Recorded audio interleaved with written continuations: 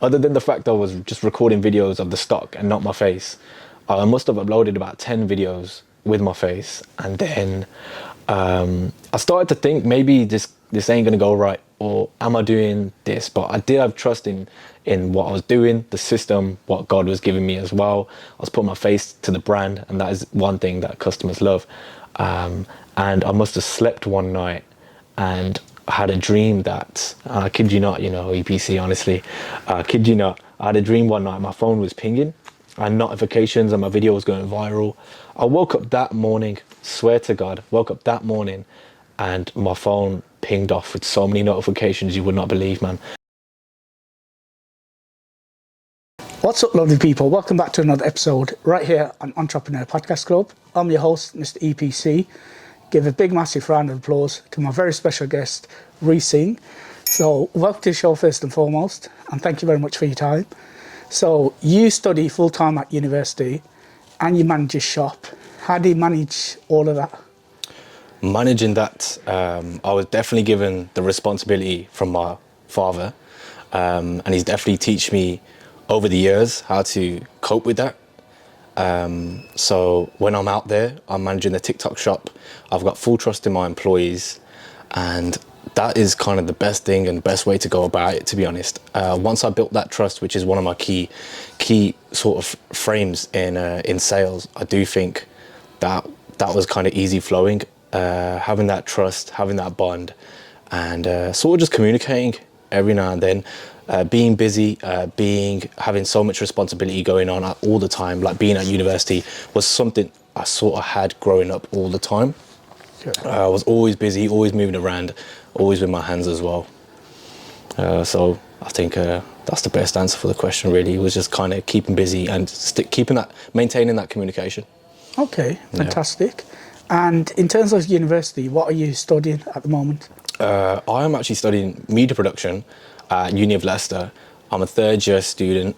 About a year and a half ago, I realised that media was kind of, I had on my other side of the brain, as well as growing up in a sales environment. I did have that sort of media feel to me, which I realised no one else in the family did have. So all I did about a year and a half ago was apply that to the family business, and I think that's why I'm kind of here today. Okay, fantastic. So before you applied what you're learning at university into your family business, were you active on TikTok and Instagram and social media? On personal accounts, yeah. In terms of the brand awareness for the shop, not at all. No, okay. Wasn't at all. I've definitely seen the growth and learned a few different research points on the way while I was at uni. Okay, fantastic. Yeah. And in terms of is a family business, and you went from not being on socials to you going on socials, how deep was the conversation with your family about going online and going on social media? Oh wow, that's a good question actually. So about a year and a half ago, as I say, I was recording videos of the shop, but just the items, and I quickly seen that not that other people were doing it, but that TikTok was growing rapidly. It was getting that peak. Instagram was something that I was always fond of, and I love brand identity. I love when everything looks the same. I love just a plethora of different things a part of a business that make it look what it is. That's a big thing for me. Like the uniform itself, the logo, everything, I designed that myself, trying to do that. Price tags, yellow, stapled everywhere like a sore thumb. So that was kind of like a big thing for me. But yeah, so I was recording items just by itself, but as soon as I put a face to the business and sort of recorded the item and just said to my worker, I said, do you want to hold the camera? Just put me in there. And it kind of just happened. And when I recorded it, Mom was chuffed. Dad was like, okay, all right, you sure you think you know what you're doing, yeah? Because what it is, I was bringing something different to the table. I grew up in a family environment of sales, but I realized that all they ever did talk about was that, and I wanted to bring something different in. 35 years of ex-Catalogue Kings, and we never had an online presence at all. So giving a face to the brand definitely brings something to the table, I think. 100%. And do you have a website as well? Yeah, we do have a website about a year ago that was built up. So you could probably check that in the description, to be honest. TikTok shop, Instagram, and we do have a Twitter and a Facebook, and Facebook's pretty good. Okay, I will put all the links in the description box below. So do check those guys out. And if you do want to visit the shop, we mentioned off camera, you're saying you've got multiple shops in different locations. So what are the locations of your shop? Yeah, so we based in Chelmsford Wood Shopping Centre, Bilston. Do check out, they're our sister brand, Jodh Catalogue Clearance, which is actually my auntie's store. We're based in Telford Shopping Centre as well, but overall just a huge sort of family thing where we were always talking about it, and that's kind of kept us going and kept us close actually. As a family businesses, as you know, is a big thing. Okay, fantastic. And when working with family, there may be some disagreements. You know, one person might say, yeah, do like this, another might be do like this. Have you ever, you know, come across that, and how have you dealt with that? I've definitely had people come to me and definitely think that this isn't the best thing to do, putting a face to the business or doing certain stuff, because that's the traditional way of doing things. But I had full trust in myself, trust in God that what I was doing was a pretty good thing, and what better thing to not do it for your family. So that was kind of it. In terms of family issues and whatnot, I wouldn't say I've actually surfaced any major issues. Only just minor things where we've just had discussions, to be fair. But that was basically it. Okay, fantastic. So Catalogue Kings has been training since 1991, before you were born. So do you just want to tell the viewers a bit about the history of Catalogue Kings? Yeah. Catalogue Kings started off with my grandfather, Kushwant John Singh Dikpal, born and raised in the UK, and we were lucky and blessed enough at that point in time where he had my uncles, my aunties and my dad. We actually got in touch with the returns of Littlewood's catalogue and Index, sort of conglomerate businesses like that at the time, and kind of blessed at that point when a lot of people were struggling for jobs.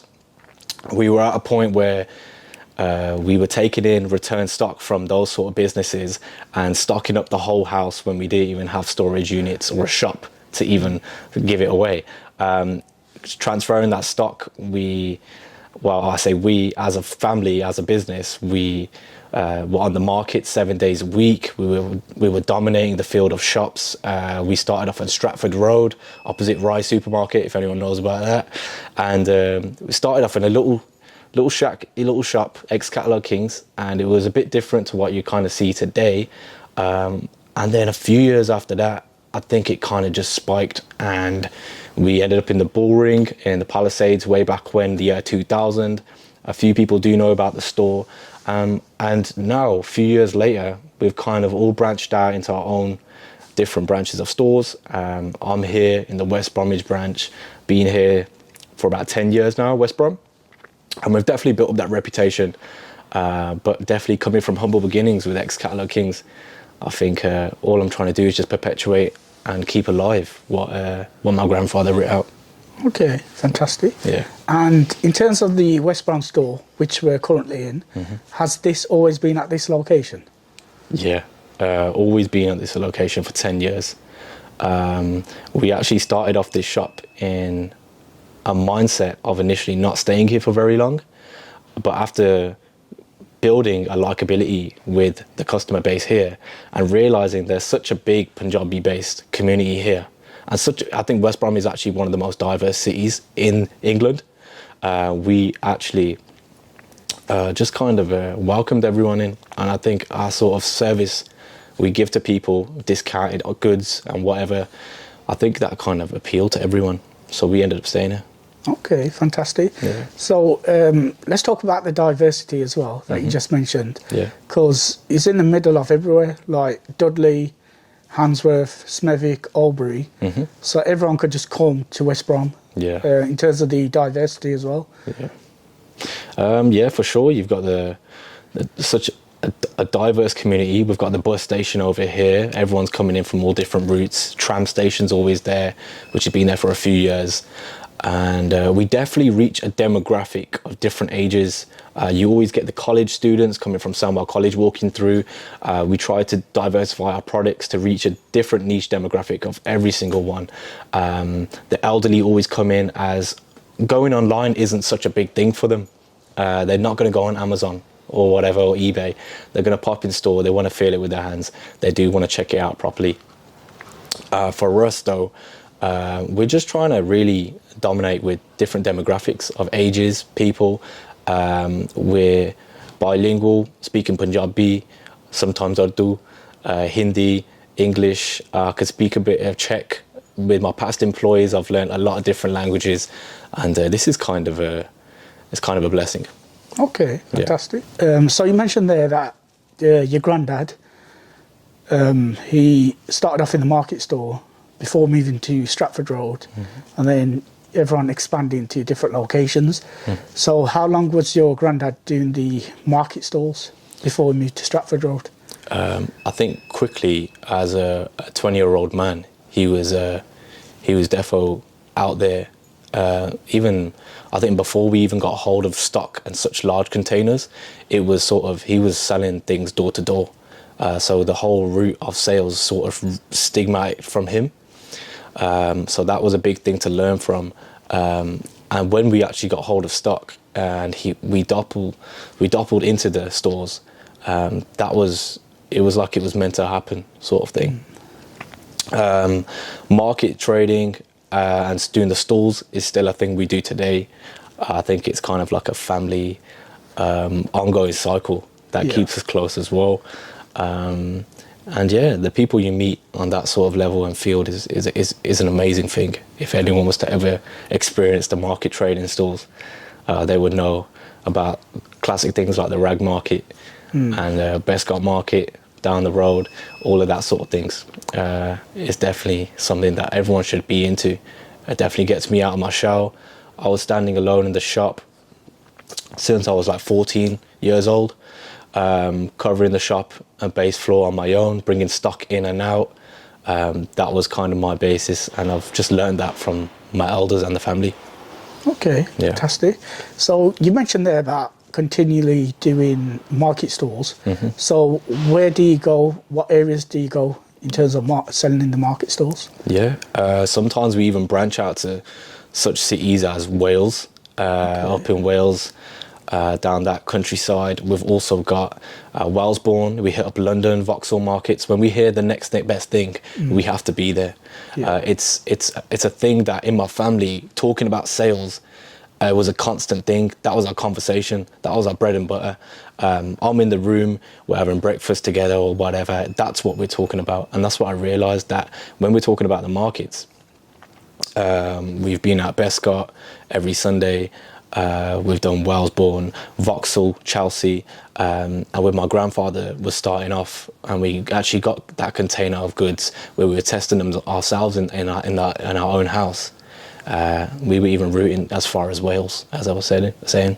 Okay, fantastic. Yeah. So let's talk about negotiation and negotiation skills. Where have you learnt that from, and what is the importance of negotiation? Definitely have learned that and picked that up from just watching. My father was a big and is still a big idol in my time.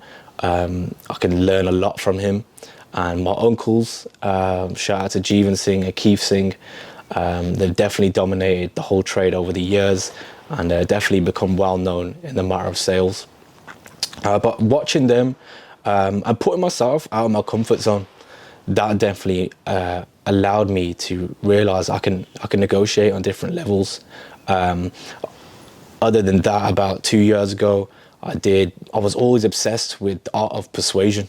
Well, I actually went into all research to look at idols such as Seth Godin or Robert Cialdini. They're proper persuader masterclass idols that have mastered that in that field. So I researched into that, read their books, looked at videos of theirs and podcasts, and I've definitely learned a few key stages and few key terms that I go with to help me with sales. Okay, fantastic. So in around the store, you got the yellow labels that you mentioned with the price tags on. Yeah. Has anybody ever came into the store, picked up an item, took to the tills and started negotiating with you about the price?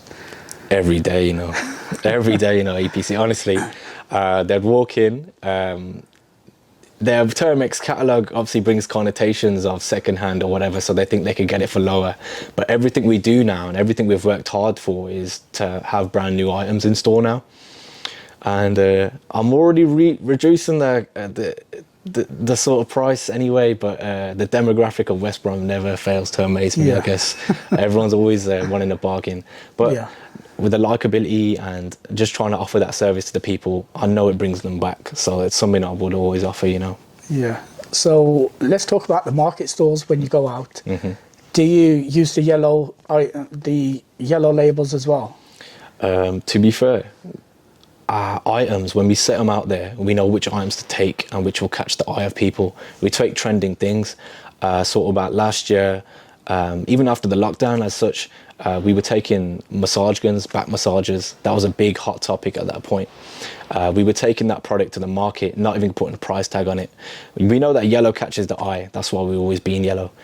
But not putting a price tag on it, knew that we can just entice customers walking past. Are you all right? Yeah. What's going on? Listen, do check this out before you go anywhere else. I'll sort this out for you. That was kind of our whole mojo, and that's what we've always been about, was enticing, grabbing people in. And I think that's how we just lived our life, really, and just even making friends and keeping family close. Okay, fantastic. So let's talk about social media and when you go out to the market. When you're in the market store, do you go on TikTok and do a few videos? In terms of the market stores, I actually do not do many videos. My products are the same, which I take there, but I'd love to keep that sort of reputation of the store and just kind of, it's a bit more professional in the sense of just having the store and just showcasing the store on TikTok. If I take it to the market stall, it kind of brings that sort of rugged sort of ghetto vibe out there, which I try not to escalate with my brand. Yeah. Okay. Fantastic. So previously you mentioned reading books about negotiation. So what other books do you read in order to get yourself out there and up there with other business? Definitely The Secret of Power. That's definitely a big one. I've also looked at Robert Cialdini is definitely a writer that I've been enticed to for many years. He's a big writer that talks about how the art of sales is now scientific as a market, because it's actually become science fact now. It's not become like, oh, you're good at sales. Now it's become, you can actually do this and anyone can do this. And I think this is why I can actually talk here today as on this platform and talk about how I can actually entice people and how they can actually sell. Okay, fantastic. So let's talk about future plans for the business, Catalogue Kings. So what are the plans for the next 3 years? Next 3 years, I see myself finishing university. The store, I do see to close the store maybe soon, but we're not too sure. It's always one of them ones to see what other branch pops up. But with Catalogue Kings, I think I do want to take it to new heights that my grandfather never got the chance to take it to. And with my uncles and my father, they were in that sort of comfortable environment where they were in the same boat as him, where things should just stay the way they are. Whereas me, I just want to take it to the next step again. Maybe open a few branches and sort of franchise, franchise. Okay. That'd be the big thing. I've had other people approach me on TikTok, Instagram and other social medias about franchising in different cities, and we've always just stayed in sort of the England place, but another country would be absolutely insane. Yeah, absolutely. Okay, fantastic. So let's talk about networking and the importance of networking and whether you network at the moment. You know what, networking is a big thing with our business. With stock intake and outtake, we're able to export to different countries. We're also allowed to just talk to your daily customer when they walk inside. That's a big form of networking in itself.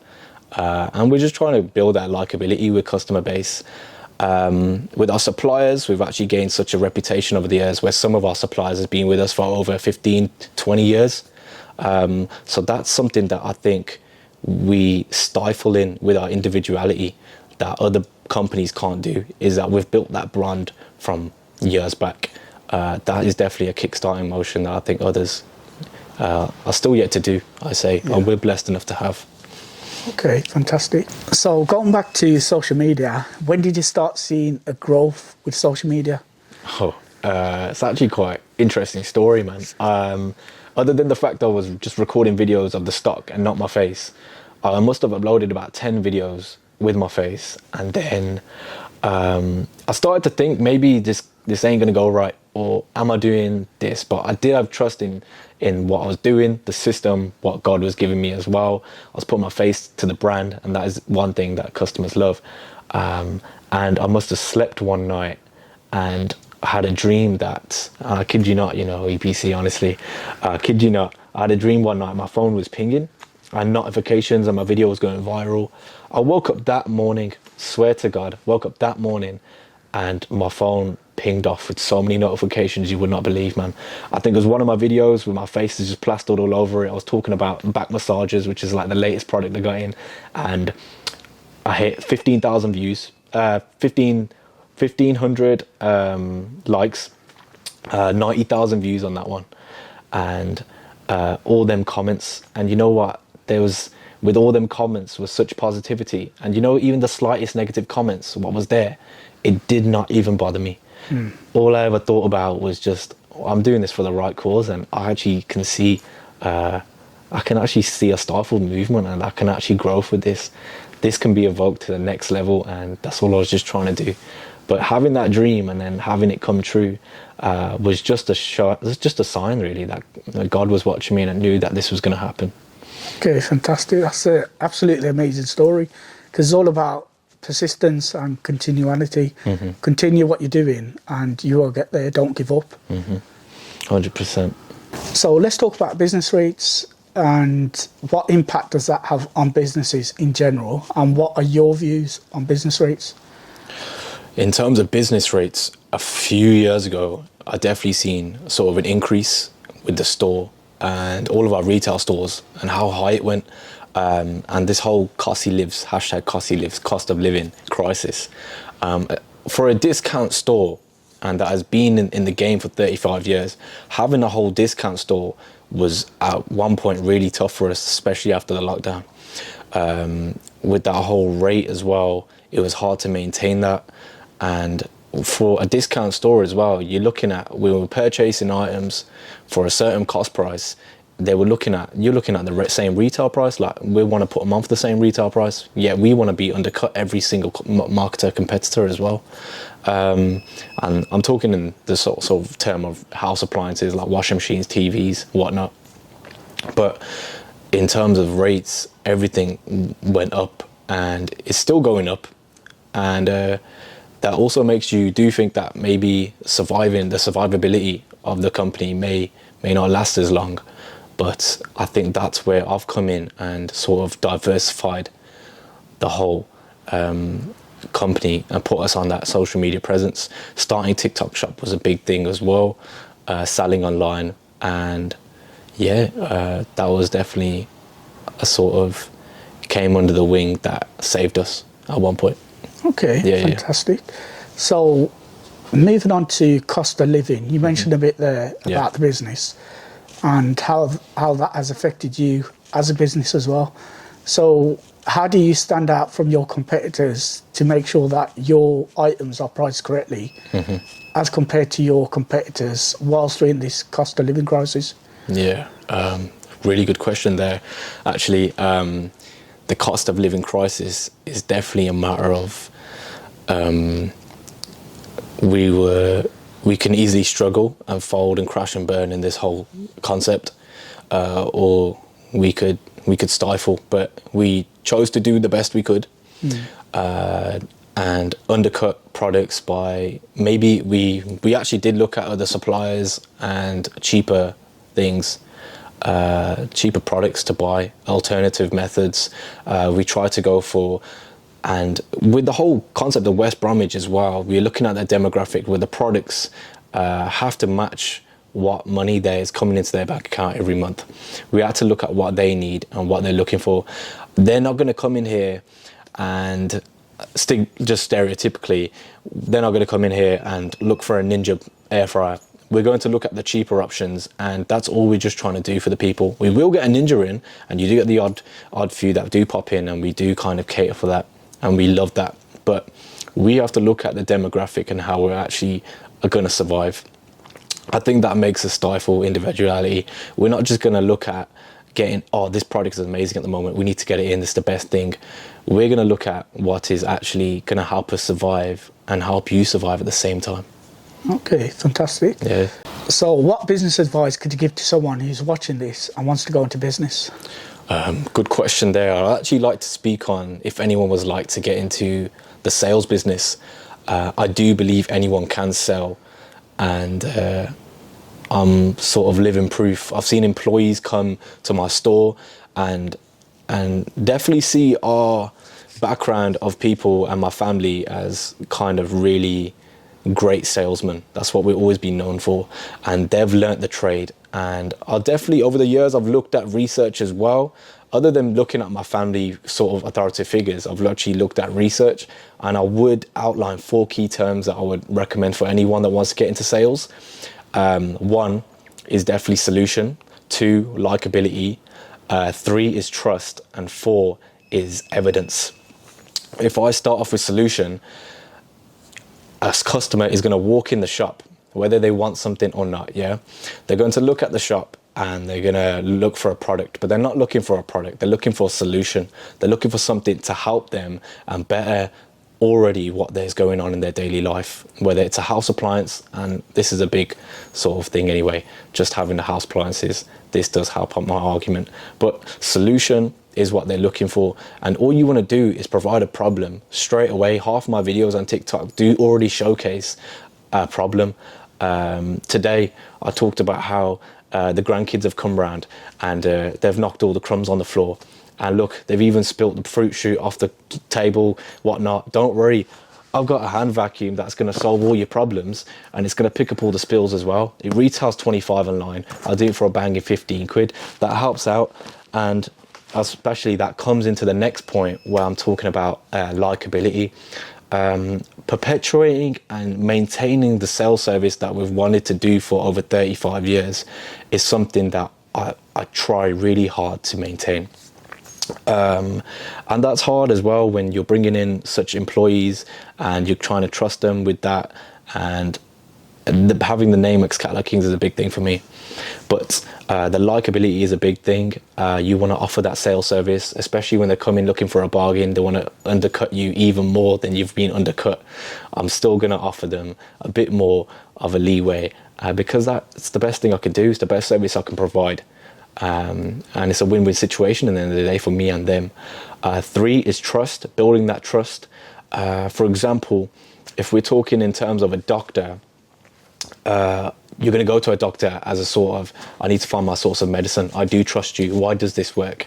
And can you give me assurance that it works? You just want to give them that assurance as an authoritative figure that this is legitimate. That's all we're just trying to provide. That's something we have craved under and honestly persuaded customers that we can offer that service. We always give a guarantee with any of our problems and items, so they could always pop in store. And that's always told. And I feel like just assuring them, I would want to walk into a store and feel assured. I want to feel as if I'm welcomed and liked. I do want to come back to boss man. So that's the whole point. Number 4 is definitely evidence. If I'm talking or showcasing a product in the shop, how are we doing? You want to have a look at this. I've actually sold 5-10 of these in the week. They've been the best thing and the best selling product so far. It's hot. It's defo fresh at the moment. So you do want to give sort of even statistics, let's say, if we're talking about how many you've sold. That is definitely a way, and I think it can stifle your sales skills and assets. So if anyone was looking for sales, definitely look at those 4 key terms. That would be the best thing for you.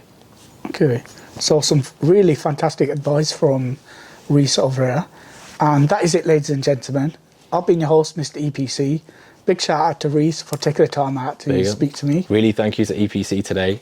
Really thanks. It's a good pleasure having him here, actually.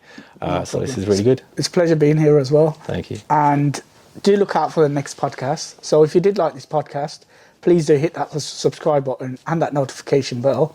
And if you do live in any of the areas within the West Midlands where ex-Catalogue Kings are present, do check them out, or just go on their social media or their website. And that is it, ladies and gentlemen. Thank you very much for watching. Hope you enjoyed this video.